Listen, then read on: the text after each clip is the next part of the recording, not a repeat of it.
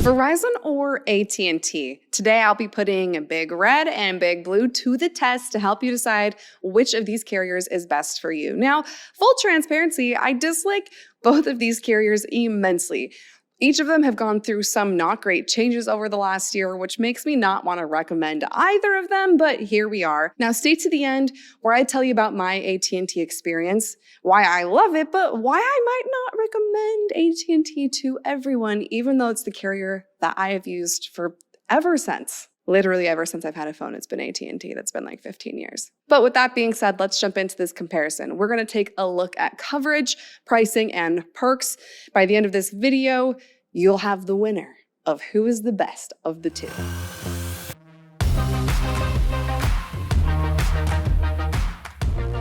First, we are taking a look at coverage maps. Now, this one is a tie. For the most part, coverage is going to be a tie because Verizon wins 4G LTE every time between T-Mobile and AT&T, always. But AT&T beats out Verizon pretty substantially on 5G. So because of that, each of them get a gold star here. Each of them get at least 1 point because they have great coverage on both. I will add one caveat here with AT&T 5G in that it's not great. In fact, I have guided a few people on how to turn off their AT&T 5G because they just are getting fairly slow speeds with it. And when they turn 5G off, their 4G just is much faster. So take that with a grain of salt. 5G speeds really vary depending where in the country you are. However, they do have more than Verizon, so we give them the point there. Next, we're taking a look at pricing and plans, and Verizon wins this one. And I know I've been hating on Verizon a lot lately on my channel because I don't like their updates, but they're still better than the other carriers, which probably means I need to go on some rants for AT&T and T-Mobile as well to even the playing field. But it is what it is. Right now, Verizon wins between AT&T and Verizon comparison for price points. AT&T's plans come in at $65, $75, and $85 a piece, and they are all bare bones.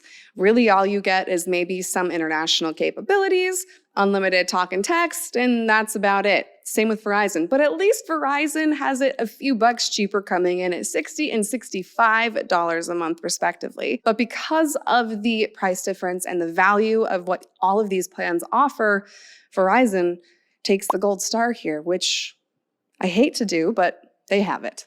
Lastly, let's talk about perks. This is a really quick section because neither of these carriers offer perks with their plans anymore. Verizon is a la carte. You have to pay for any perks you want. And AT&T just doesn't have perks at all in general. So I don't think I can give a star out to any of these because I don't like to have to pay to play. And again, AT&T doesn't have anything. So because of this, there is no gold star. There is no point to be had in this category, which means, I can't believe I'm saying this, Verizon wins with 4G coverage and 1 point for the price points.